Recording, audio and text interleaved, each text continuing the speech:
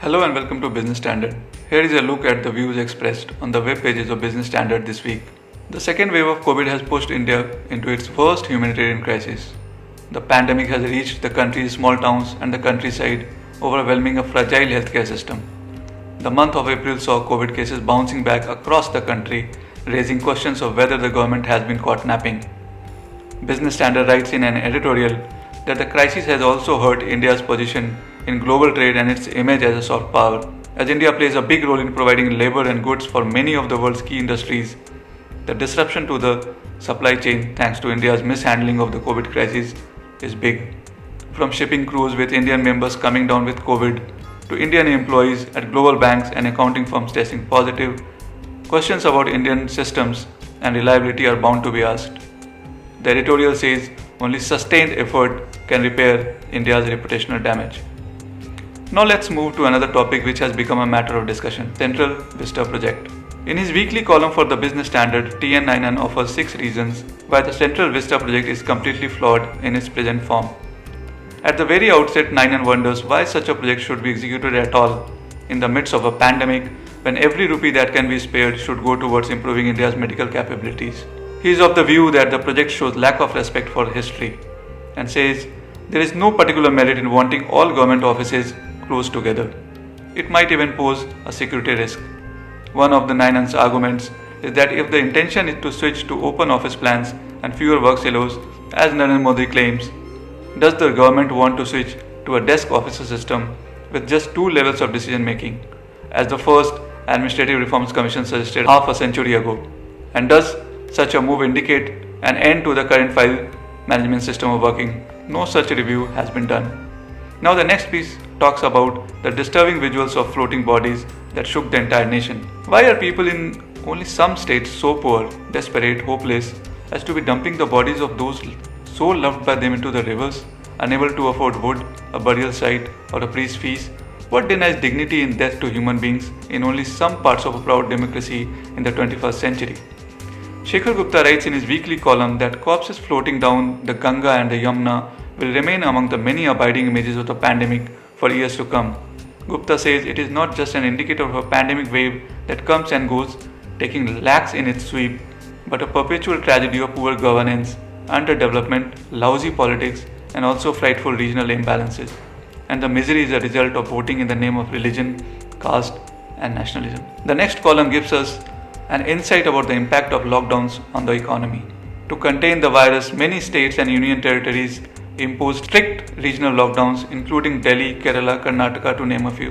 While lockdowns are a necessary evil, they are bad news for the economy. Shankar Acharya, a former chief economic advisor to the Government of India, writes that key economic indicators for the month of April reflect the havoc wreaked by the second wave.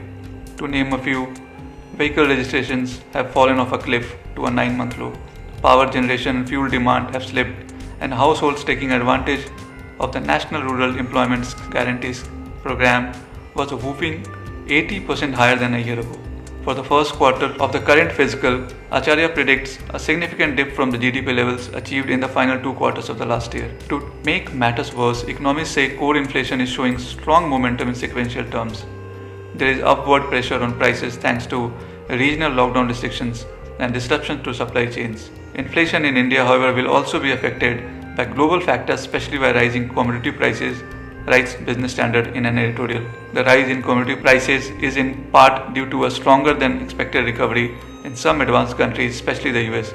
India's policy challenges are likely to be shaped by global inflation. A rise in this could push up prices in India at a time economic activity has slipped. The editorial warns that both the government and the central bank would need to stay vigilant. So where did the government go wrong in handling COVID? What systematic changes can the government bring in order to avoid another crisis, whether that's health related or something else? Shyam Saran, a former Foreign Secretary of the Government of India, writes in a column for the Business Standard that first of all, the government should acknowledge the loopholes in the way the country is being governed instead of countering criticism in foreign media. Saran goes on to highlight 4 broad areas that need attention. First, it is high time the government starts prioritizing healthcare and education more than anything else. Second, decision making should be based on evidence and should be open to criticism. Third, India should create an economy that rewards rewards risk-taking and entrepreneurship. And finally, Saran says there is no substitute for expertise. India, after all, has walked into a crisis as it ignored countless warnings from experts. Another change that can help curb the virus is if the center helps states share ideas on containing the virus. Business Standard writes in an editorial that second wave has been left to the states to deal with. This is both a failure of the central government in terms of leadership and also failure in coordination. Different state governments have evolved different policy mechanisms to deal with their second waves. The editorial says there needs to be a systematic effort to share key insights and best practices across the country. That's all we have for you in this edition of BS Views. Stay safe. Goodbye.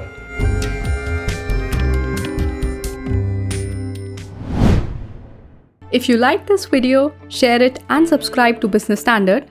For more news, views and insights, log on to www.business-standard.com. Do also follow us on YouTube, Twitter, Facebook, Instagram, Telegram and LinkedIn.